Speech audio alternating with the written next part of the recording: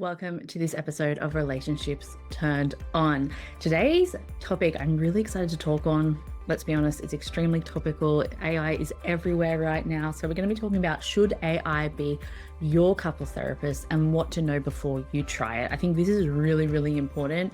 It's going to be a topic that becomes more and more important as AI develops and as new information comes to light around AI.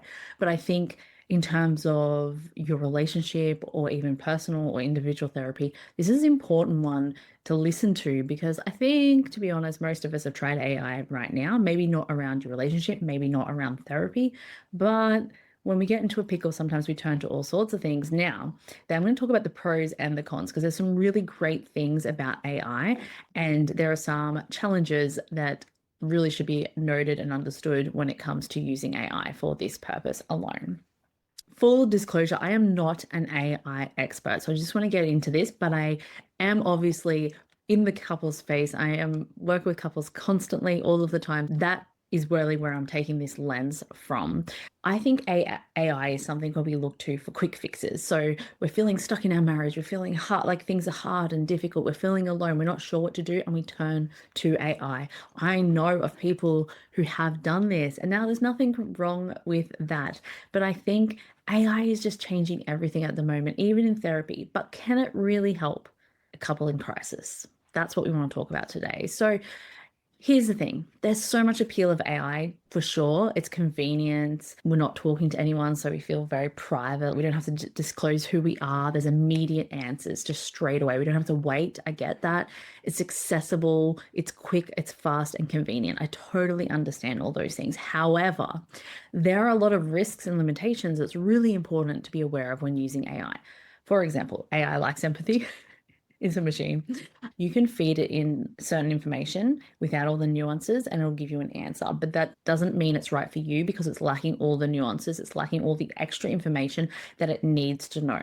It has no relational attunement. So when we talk about in therapy, there's a whole physiological thing and shifts that happen between a couple in therapy that you cannot mimic from AI, right? You can get some answers maybe from AI, but you cannot mimic it.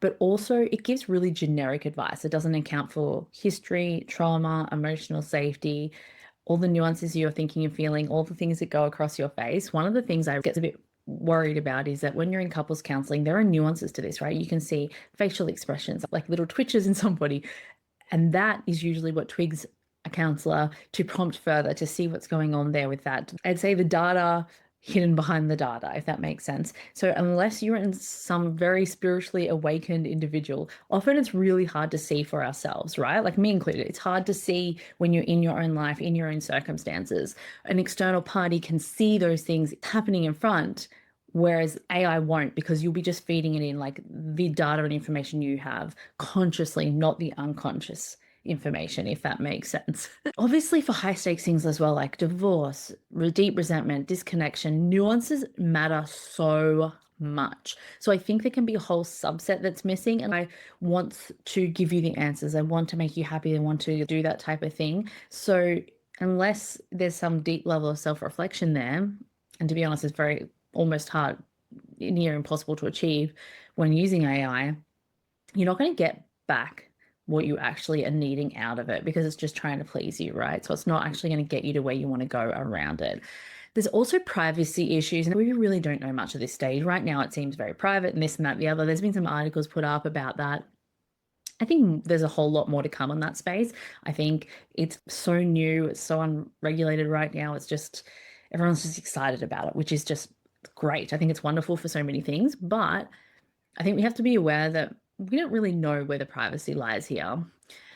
Also, where is it getting its information? So I have seen a lot of things come up that it's actually crawling things like Reddit, Wikipedia, certain posting platforms where people are just putting comments and opinions, and we don't really know how true that information is. So like everything, grain of salt, that the information you might be getting might be amazing, it might be rubbish, it might be not for you, it might be for you. Like, so it's really hard to discern where it's getting this information from. Now, again, I'm not an AI expert, but when I did do some research on this, that's what it's telling me. It's crawling Wikipedia, it's crawling Reddit, it's crawling Google, it's crawling all these places.